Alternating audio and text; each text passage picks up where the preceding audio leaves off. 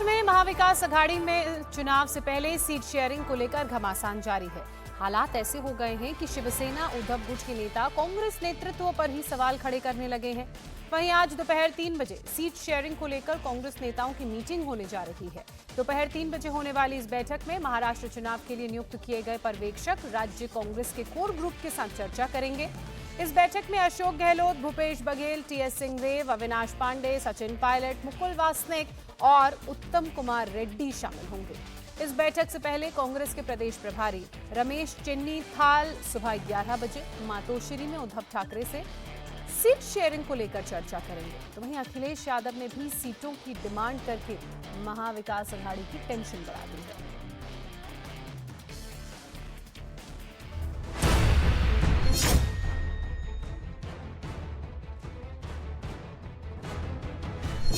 महाराष्ट्र में चुनाव से पहले विरोधी खेमे में महाभारत।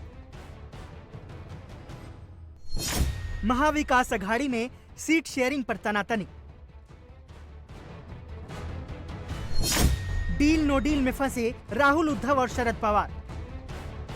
महाराष्ट्र में विधानसभा चुनाव से पहले सीटों के बंटवारे पर घमासान मचा है। कांग्रेस, शिवसेना, उद्धव गुट और एनसीपी शरद पवार के गठबंधन महाविकास अघाड़ी में अभी तक सीटों पर फाइनल मुहर नहीं लग पाई है।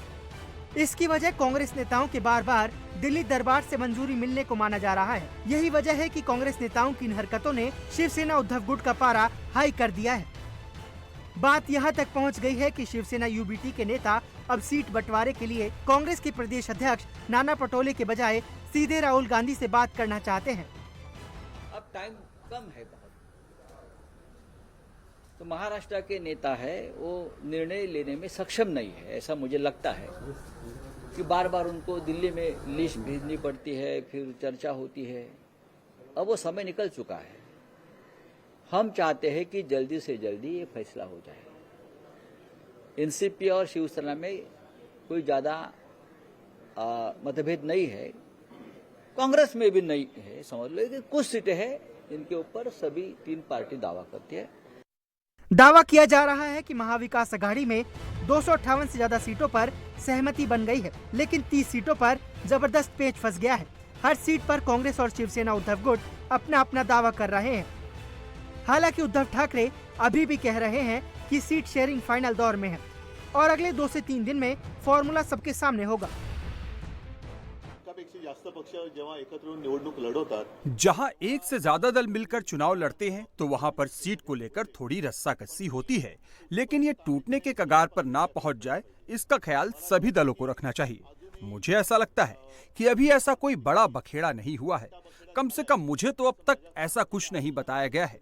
अभी संजय राउत भी आए थे, अनिल देसाई भी आए थे, और अगर ऐसा कुछ बताते तो उसके लिए जो जरूरत होगी हम जरूर करेंगे। कब तक सीट एडजस्टमेंट फाइनल हो जाएगा? चुनाव के पहले तक। लेकिन दिन तो बहुत कम रह गए हैं।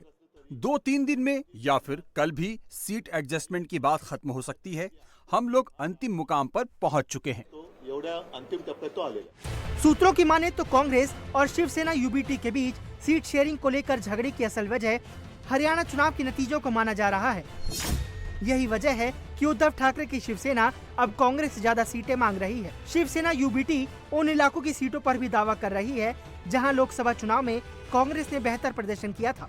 विदर्भ, मराठवाड़ा और मुंबई की सीटों को लेकर कांग्रेस और उद्धव की शिवसेना आमने सामने है। मराठवाड़ा और मुंबई की कुछ मुस्लिम बहुल सीटों पर भी उद्धव की पार्टी दावा कर रही है। आज सीट शेयरिंग को लेकर महाराष्ट्र कांग्रेस की बड़ी बैठक होने जा रही है। कांग्रेस मुख्यालय तिलक भवन में दोपहर 3 बजे इस बैठक में महाराष्ट्र चुनाव के लिए नियुक्त किए गए पर्यवेक्षक राज्य कांग्रेस के कोर ग्रुप के साथ चर्चा करेंगे। इस बैठक में अशोक गहलोत, भूपेश बघेल, टीएस सिंहदेव, अविनाश पांडे, सचिन पायलट, मुकुल वासनिक और उत्तम कुमार रेड्डी शामिल होंगे।